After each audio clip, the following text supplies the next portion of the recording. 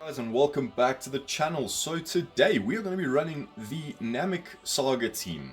There is a requirement to run the Namek Saga team in order to actually get the achievement or completed mission, so it's those three. And unfortunately Ginyu's only getting 3 buffs. That's the only problem with this team, is that there's not many units buffing it. And if there are, I genuinely couldn't remember, it was way too early. As always, there is the equipment I have on them. Excuse me, it's quite early. So, I genuinely didn't actually have a third equipment to put on Krillin, hence why he only has 2. No, I mean, I could have gone to the shop and actually bought one, but I was just like, I don't really care that much, honestly. I barely ever use this Krillin, so that was my motivation. If I ever decide to use him in PvP, then I'll do it. But for now, this Namek Goku, or Captain Ginyu, is our main focus. Right guys, so there they are. This trio... This level in itself was not the worst. It was just not a very fun time trying to use these 3 together. The Krillin gets literally, he gets shredded, and the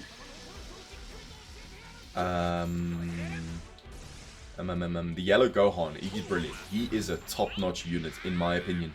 I've got him at 3 stars, so he is a bit more buffed up than he would be at like 1 star, no stars, like the Krillin is. But he is still a phenomenal unit. I love facing the CPU because it's so relevant, you know. It's exactly like facing a real player. He's gonna have a green card, and then in the next exact same hand, he's gonna have a green card again. It's so realistic. I love how you say you want us to play PvP to practice. You play PvE to practice for PvP. PvE is nothing like PvP. The CPU barely ever makes mistakes. It has multiple blue cards in its hand. It has multiple green cards in its hand. So where's the reality? If you want people to practice against the PvE, yet you're not giving them things to practice against that are realistic, what's the point? Anyway, that's my little rant. It just irritates me how it's just they've got continued supply of green and blue cards in their hand where they shouldn't, quite frankly. So anyway, Super 17 was the most irritating, I'd say. Because if you switch out on him, then I understand the influx of green cards, but he didn't bring him in, so there should have been no green cards. Anyway, this team's annoying because of the green cards with the Goku, who will continuously save himself and restore his gauge, and then you've got Android Fused 17, who... he just does this, quite frankly, and unfortunately my strategy didn't work and I got caught out, so my Krillin got absolutely freaking wrecked. So it's okay though. Out of all of them, I would very much rather have Krillin gone down because I don't really need him compared to Namek Goku or the yellow Gohan, because at least they both boost damage. Now, thankfully, they decided to screw up. I did back up, and as soon as I stopped, I sidestepped, but the game was just like, okay, no, we got you, we don't got you. Bye. And there's the lovely Paralyze coming in. I mean, I'm not really that annoyed by it, I guess, because, I mean, it's a mechanic, unfortunately, and that is how, yeah. I did have a feeling the Goku was coming in, hence why I kind of tried to drop, because if I decided to rush, and rushed on his sustained damage cut, it would have done no damage whatsoever. So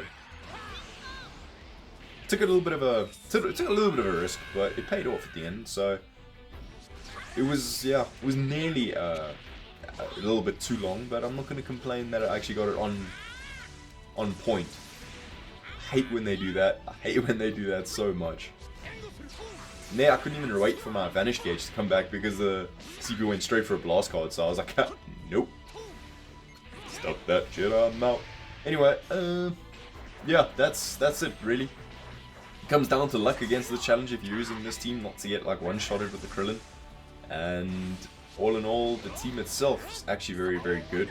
Especially if you can manage to sustain yourself with those green cards of the Ginyu. Because he does heal 5% every time he uses it. And the yellow Gohan, every time he uses a green card, he regains ki by, what, 30? I can't believe I fell for that bait. I really can't. Bothers me so immensely that I did. But it's fine. Look at the he's not a strike unit, he's a blast unit, and he's still doing such very, very good strike damage. So I'm okay if he goes down at this point, but he's actually tanking really well. And then, of course, you'd have a Rising Rush. I mean, obviously they would have a Rising Rush after the amount of cards they use. But of course, you use the Rising Rush. Now, this team should only have one blue card in the hand, but guess what? It has two. It miraculously has two blue cards. Explain the logic to me, Bandai. You want people to play in a PvP type situation, yet you're giving the CPU PvP unlike things. Brains, guys. Brain power. Anyway, that's really my only issue with these types of challenges, is that the CPU seems to have unlimited blue cards. And green cards, because that's very, very irritating on a team like this.